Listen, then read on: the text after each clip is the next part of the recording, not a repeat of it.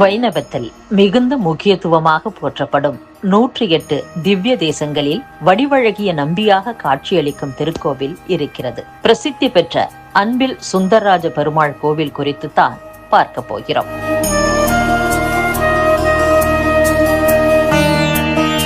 திருச்சி மாவட்டம் அன்பில் கிராமத்தில் கொள்ளிடம் நதிக்கரையில் அமைந்திருக்கும் திருக்கோவில் தான் சுந்தரராஜ பெருமாள் கோவில். இந்த பகுதிக்கே பிரேமபுரி, மண்டூகபுரி, பிரம்மரி உள்ளிட்ட பெயர்களும் உண்டு. இந்த ஒவ்வொரு பெயருக்கும் பல ஆழமான அர்த்தங்கள் இருக்கின்றன. கிடந்த கோலத்தில் பக்தர்களுக்கு காட்சியளிக்கும் சுந்தரராஜ பெருமாள் புஜங்க சயனத்தில் இருக்கிறார் என்பது இந்த கோவிலுக்கு கூடுதல் சிறப்பை பெற்று தருகிறது. தாயார் அழகியவல்லி நாச்சியார். இந்த திருக்கோவிலின் தீர்த்தம் மண்டூக தீர்த்தம் என அழைக்கப்படுகிறது. இதற்கு ஒரு வரலாறும் உண்டு. ஒருமுறை மண்டூக முனிவர் நீரில் ஆழ்ந்த தவம் செய்து கொண்டிருந்தார். அப்போது அவரை பார்க்க வந்திருந்த துர்வாச முனிவர் நீண்ட நேரம் காத்திருக்கிறார். கோபத்துக்கு பெயர் போன துர்வாசர் ஒரு கட்டத்திற்கு மேல் பொறுமை இழந்தார். இதனால் மண்டூக முனிவரை நோக்கி சாபமும் வழங்கினார். இதன் விளைவாக மண்டூக முனிவர் தவளையாக மாறினார்.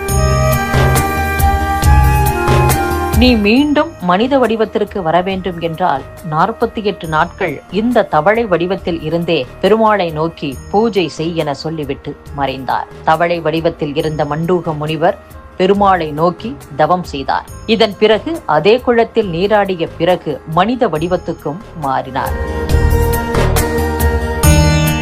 அன்று முதல் இந்த கோவிலை சுற்றியிருக்கும் ஊருக்கு மண்டூகபுரி என்ற பெயரும் வந்ததாக புராணம் சொல்கிறது. இந்த பகுதி பிரம்மபுரி என அழைக்கப்பட காரணம் இந்த கோவிலுக்கு நேரடியாக படைக்கும் கடவுளாக பிரம்மா வந்து சுந்தரராஜ பெருமாளை வணங்கிய இடம் என நம்பப்படுகிறது.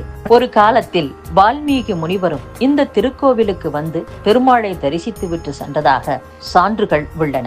இந்த கோவிலில் இருக்கும் இன்னொரு முக்கியமான விஷயம் சோழர்கள் உடனான தொடர்பு. தமிழகத்தில் சோழர்கள் ஆட்சி காலத்தில் தான் ஏராளமான கோவில்கள் கட்டப்பட்டது.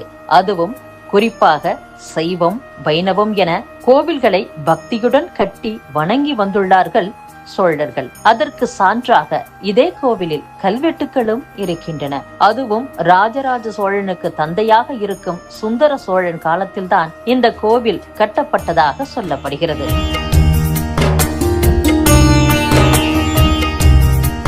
இந்த கோவிலின் மூலவருக்கு சுந்தரராஜ பெருமாள் என பெயர் வந்ததற்கும் அதுவே ஒரு காரணமாக இருக்கலாம் என்ற நம்பிக்கையும் உள்ளது. தான் சந்தித்த பல போர்களின் வெற்றிக்கு காணிக்கையாக இந்த கோவிலுக்கு காணிக்கை, நிலம் உள்ளிட்டவைகள் சுந்தரராஜ சோழன் ஆட்சி காலத்தில் தரப்பட்டுள்ளது.